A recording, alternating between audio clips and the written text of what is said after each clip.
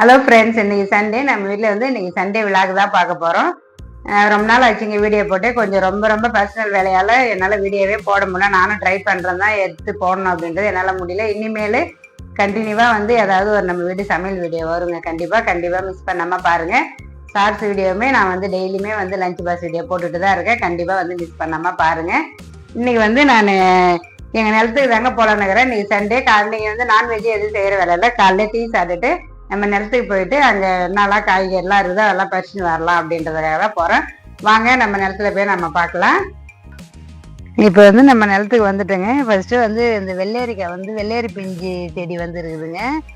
அதில் தான் வந்து நம்ம பழம் வீட்டுக்கு பறிச்சுன்னு வரோம். இங்கே வாங்க. இப்போ வந்து நம்ம செடியிலே 2-3 பழம் இருக்குது. இப்போ இதாகனா சின்னதாக தான் இருக்குது. முன்ன பறிச்சுன்னு வந்து நல்லா பெரிய பழங்க. இல்லை பாருங்க, இது வந்து சின்ன சைஸாக தான் இருக்குது. இதை வந்து நம்ம பறிச்சிக்கலாம். இதுக்கு மேலே விட்டாக வெடிச்சு, முன்னே 2 பழம் வெடிச்சு வீணாக போயிடுது. அதனால் இதை இப்போ பறிச்சிக்கலாம். இதுவுமே ஒரு மாதிரியாக தான் இருக்குது. அப்புறம் இங்கே பாருங்கள், இது ஒரு பழம். இதையுமே பறிச்சிடலாம். இது இன்னைக்கு விட்டுட்டாக்க மறுபடியும் நம்ம வர எத்தனை நாள் ஆகும்னு தெரியல. அதனால் இதையுமே பறித்து வச்சுக்கலாம். இன்னொரு பழம் இது ஒன்று இருக்குது. இது பாருங்கள், இந்த பழம் வந்து இப்போவே மேலே ஒரு மாதிரி ஹோல்ஸ் மாதிரி வந்துடுச்சு. அதனால் இதையும் பறிச்சிடுறேன். நிறையவே பழம் வந்து நம்ம இந்த வெள்ளரி பழம் வந்து நிறையவே இந்த தடவை நம்மளுக்கு வீட்டுக்கு நிறைய யூஸ் ஆச்சுங்க. பிஞ்சியுமே வந்து நான் வரக்குள்ளலாம் பறிச்சுன்னு தான் போனேன். இப்போ வந்து இந்த பிஞ்சு ஏதாவது இருக்குதான்னு பார்த்துக்கலாம்.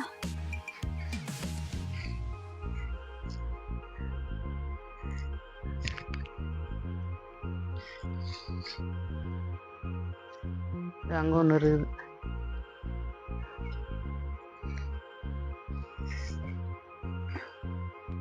இது என்ன காய், இன்னும் பழுக்கல, காயாக தான் இருக்குது. இது இன்னும் 2 நாள் சென்று வந்தோம்னா பறிச்சிக்கலாம். இல்லை இன்னும் கொஞ்சம் முன்னாடியே பார்த்துருந்தா பறிச்சுட்டு இருக்கலாம், கூட்டு பண்ணியிருக்கலாம். ஏன்னா 1-2 இருந்தால் பறிச்சிக்கலாம். பறிச்சு போய் கூட்டு வச்சா சூப்பராக இருக்குங்க. வெள்ளரிக்காயில் கூட்டு பண்ணோம்னா நல்லாவே டேஸ்ட்டு சூப்பராக இருக்கும்.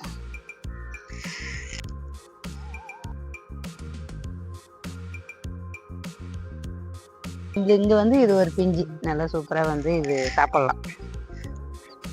இந்த மாதிரி போட்டு விட்டுடலாம்னு நினைக்கிறேன் நான். நம்ம நிலத்துல எங்கேயாவது வீட்டுக்காவது நம்மளுக்கு. இங்கே பாருங்க, ஏதோ ஒன்று சூப்பர். ஆனால் வந்து வெள்ளரி பழம் நம்ம இது வரைக்கும் கடையில் தான் வாங்கி சாப்பிட்டுக்கிறோம். பழம் பிஞ்சு எல்லாம் நம்ம நிலத்துலேயே பறித்து நம்ம கையால் சாப்பிட்றதுன்றது ஒரு ஹாப்பினஸ் தான்.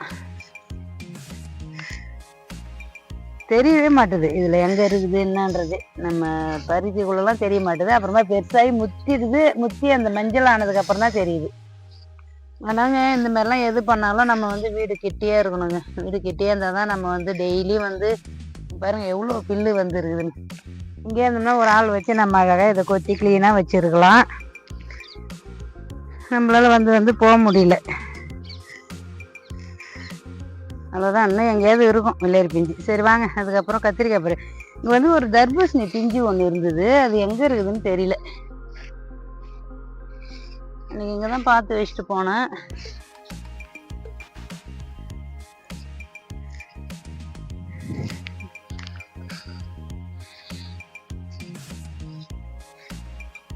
க்ரீன் கலரில் இருக்கும் இல்லையா, அந்த தர்பூசணி இது. இன்னொன்று நல்லா நீட்டாக கூட இருந்த தர்பூசணி தான் ஃபஸ்ட்டு அங்கே இருந்தது. முதல்ல வீடியோவில் போட்டிருப்பேன் அது.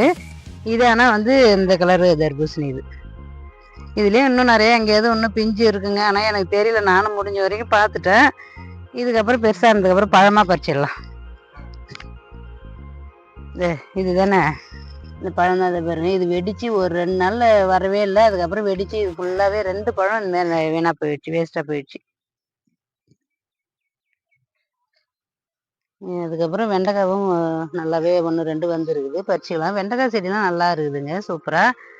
ஆனால் காய் ரொம்ப வைக்கல, முத்திடுது. நம்ம வர்றதுக்குள்ளே வந்து முத்திடுது இந்த வெண்டைக்காய் செடி.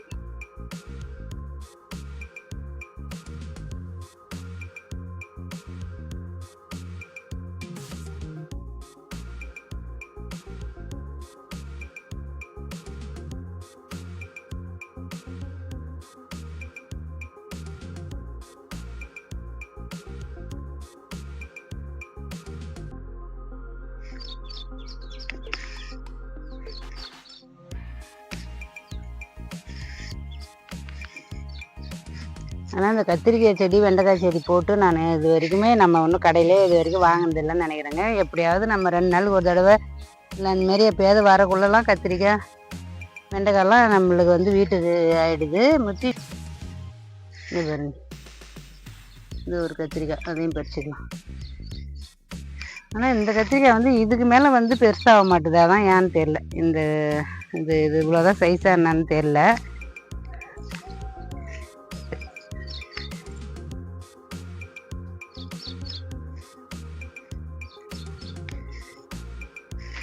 பாருங்க, இந்த வெண்டைக்காவுமே முத்திடுச்சு, நல்லா பெருசாக எடுத்து இருக்கட்டும். நம்ம விதை இது எல்லாமே வந்து இதுலேருந்து எடுத்து போட்ட விதையாக தான், அதனால் அது முத்திடுச்சுன்னா விதைக்கு போட்டுக்கலாம்.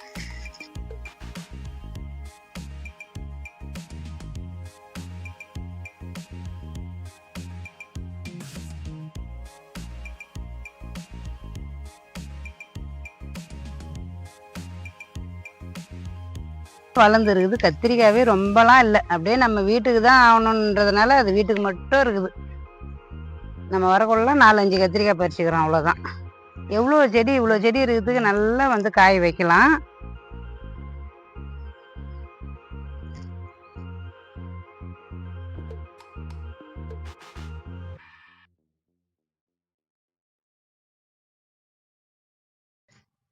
இப்போ வந்து புரட்டாசி மாதம் இல்லையா, நம்ம வந்து நான்வெஜ் எதுவுமே செய்ய மாட்டோம், அதனால வெஜிடேரியன். நம்ம நிலத்துல இருக்கிற காய் எல்லாத்தையுமே பறிச்சுன்னு போய் கொஞ்சம் வச்சிட்டோம்னா ஒரு நாளைக்கு பொரியல் அந்த மாதிரி ஏதாவது பண்ணிக்கலாம். ஆனால் தோட்டப்பயிர் வந்து வீட்டுக்கெல்லாம் வைக்கிறது இந்த மாதிரி இடம் இருந்தால் ரொம்ப நல்லா யூஸாக தாங்க இருக்குது. பூச்சி இல்லாமல் பார்த்துக்கணும். அதுமாரி நம்ம ஆளுக்கிட்டே இருக்கணும், தண்ணி இருக்கணும், ஆளுக்கிட்டே இருந்தோம்னா நல்லாவே வந்து வீட்டுக்கு வந்து ஓரளவுக்கு நம்ம இந்த மாதிரி காய்கறிலாம் வந்து நாட்டு காயெல்லாம் வந்து போட்டு எடுத்துக்கலாம்.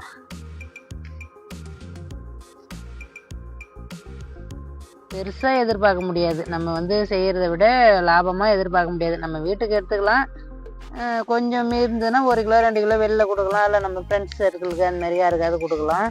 நான் ஆனால் கொத்தரங்காய் கொஞ்சம் நிறையா தாங்க இந்த வருஷம் ஈல்டு வந்தது, உடச்சிச்சு.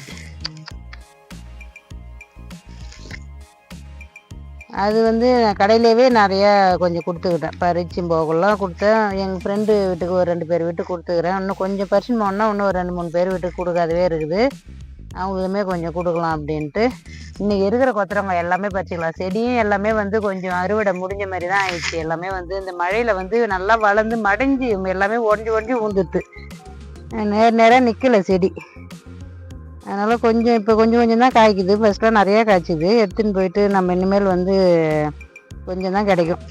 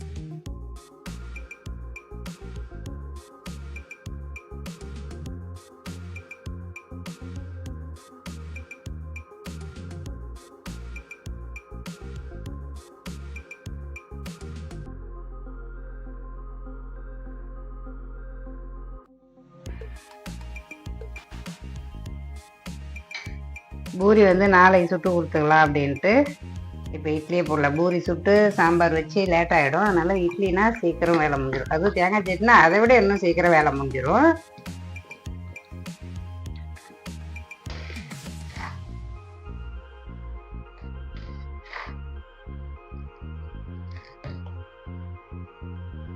இது வந்து தேங்காய் நிறையா வந்து இப்போ கோவில் விசேஷம் நடந்தது. அதுக்கு எங்கள் மாமனார் தவசத்துக்கு உடைச்ச தேங்காய் எல்லாமே அப்படியே இருந்ததுங்க. அதை வந்து துருவி இந்த மாதிரி வச்சிட்டோம்னா நம்ம அர்ஜென்ட்டுக்கு எடுத்துக்கலாம் அப்படின்னு நிறையாவே துருவி வச்சிட்டேன். அதனால கொஞ்சம் அது ஈஸியாக தான் இருக்குது. நான் எப்பயுமே வந்து தேங்காய் கொஞ்சம் துருவி தான் வச்சுக்குவேன் ஆல்ரெடி ஃப்ரிட்ஜில். அதனால இன்னைக்கு வந்து இது ரொம்ப ஹெல்ப்பாக இருக்குது. நம்ம வந்தோமா டக்குன்னு ஒரு இட்லி ஊற்றி வச்சுட்டு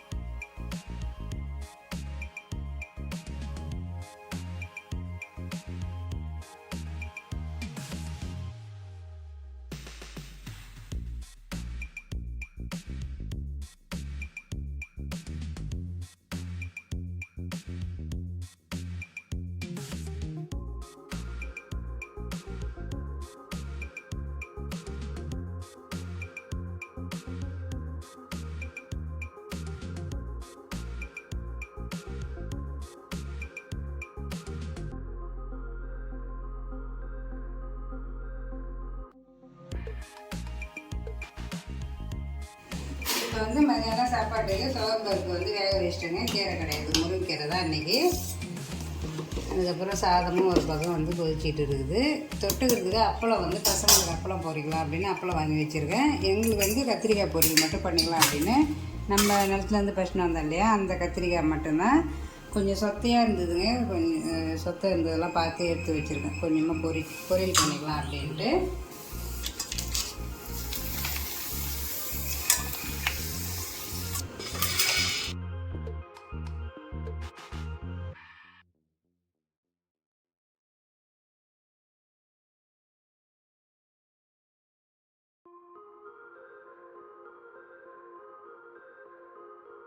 சூப்பராக வந்து நம்ம வீட்டு சமையல்லாம் ரெடி ஆயிடுச்சுங்க. நல்லா சுட சுட சாதம், சாதத்துக்கு முருங்கைக்கீரை கடையல், நல்லா வடகம் போட்டு நல்லா கம்மன்னு சூப்பராக வந்து கடைஞ்சி வச்சிட்டாங்க. வீட்டில் இருக்கிற அன்றைக்கி இந்த மாதிரி சூடான சாதத்தில் முருங்கைக்கீரை போட்டு சாப்பிடவுள்ள அவ்வளோ சூப்பராக இருக்கும். நல்லா சூடான பருப்பு ரசம். இது வந்து நல்லா அரைச்சி விட்ட ரசம்ங்க, நல்லாவே இருக்கும். இந்த முருங்கை ஈர்த்து போட்டு வச்சுருக்கேன். அந்த முருங்கை இது உருவிட்டு அந்த ஈர்க்க நசுக்கி போட்டு வச்சுருக்க ரசம் அவ்வளோ சூப்பராக இருக்கும் இது. அதுக்கப்புறம் நம்ம நிலத்துலேருந்தே பறிச்சுன்னு வந்தால் அந்த கத்திரிக்காய் வந்து கொஞ்சமாக வெங்காயம்லாம் போட்டு அப்படியே தொக்கு மாதிரி பண்ணியாச்சு. இது வந்து நெய் வந்து முருங்கைக்கீரையில் போட்டு சாப்பிட்றதுங்க, நல்லா சூப்பராக இருக்கும். அதுக்கப்புறம் தொட்டுக்கிறதுக்கு அப்பளம். இந்த மாதத்தில் வந்து நான்வெஜ் சாப்பிடக்கூடாதுன்றதுக்கு காரணம் என்னன்னாக்கா, நம்ம வந்து தானாகவே வந்து அந்த ஹீட்டு வந்து பூமியிலேருந்து உருவாகுங்க. அதனால தான் அந்த கிளைமேட்டுக்காக தான் சாப்பிடக்கூடாது அப்படின்வாங்க. அதனால தான் ஒரு பக்கம் வந்து சயின்டிஃபிக் பிரகாரமும் நம்ம சாப்பிடாமல் இருக்கிறது நல்லது நம்ம உடம்புக்கு தான். அதே சமயம் விரதம் அப்படின்னு சொன்னால் தான் வந்து சில பேர் வந்து நம்ம அதை கடைபிடிப்பாங்க அப்படின்றதுல அப்போ இருந்தவங்க முதியோர்கள்லாம் வந்து இந்த மாதிரி சொல்லியிருக்கிறாங்க.